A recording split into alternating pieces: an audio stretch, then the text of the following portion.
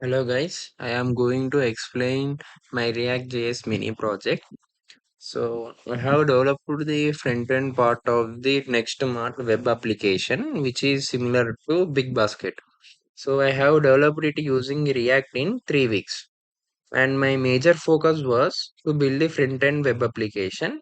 I have used the basic components, basic features, basic concepts like authentication flow, state management, context, media queries, and Flexbox to implement this website. So first of all, I'll show you the output of my project. So here is the login page where the user need to enter the credentials to access the web application. So in a login page, I have implemented the basic authentication flow where we can handle the errors like invalid username and invalid password. Here, if the user provides the invalid credentials, then it will show the message like invalid username and invalid password. Invalid username and password did not match. So if the user provides the right credentials, then it will be redirected to the home page. Here, if the user wants to go back to the login page, it does not go back to the login page because I have used the cookies for to persist the user credentials even after the page reloads. And also, if the user is logged in, he can't able to go back to the login page because of the JWT token is available in the cookies. So if the user is not logged in and we want to access the home page or cart page, we cannot access because there is no availability of JWT token in cookies. So in home route, there are two components like a categories component. These are the categories component. In this component, there are different categories we can see like fruits and vegetables, cool drinks and juices, beverages, grains, oil and masalas. These are the categories. And this is the products component where the products will be displayed with respect to the category that we have selected. So when we click on the add button, the product is added to the cart route. So if we want to increase the quantity or if we want to decrease the quantity, updated in the cart route. So when we go to the cart, there will be the item that we have added to the cart item.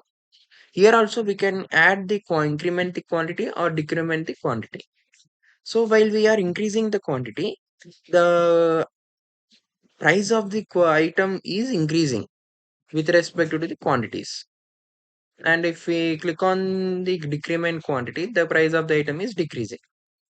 So when we click on this into button, the item will be removed from the cart. And whereas we click on the remove all button, the cart items will be removed from the cart route.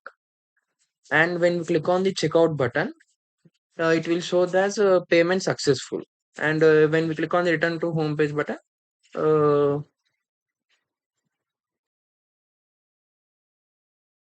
it will be returned to the home page. And when we click on the logout button, it will be redirected to the login page. So now I'll explain you the complete code of this project. So this is the app component where I have imported the components and used some packages to develop this project. Here I have used React package. In React package, I have implemented the component to inherit the methods and properties from that React component. And after that, I have used the React Router DOM package to import the router, switch, and redirect the components. These components are used to manage the URLs and links that we want to go or that we want to access. So these are the components that I have used in my project, like cart item, cart list view, cart summary, footer, header, home, login. And this is the context that I have used in my project. Using this cart context, we can manage the data over the all components without passing it as the props. So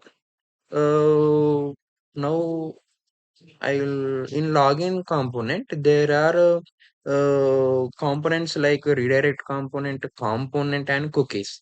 These cookies are used to store the JW token in the client side data storage. So I have maintained in a state, I have maintained username, password and error message. So this is the complete code for this login page. So when the JWT token is present in the cookies, then it will be redirected to the home page. If there is no JWT token in the cookies, then the login page will be submit shown. So this is the code for the login page. So there is a not found component where there is an invalid URL, then this not found page will be shown. So let me show you that if we provide a non will show you that the page is not found. We are sorry, the page you requested could not be found. So this is the when we access the invalid URLs, then this page will be shown. So that's it.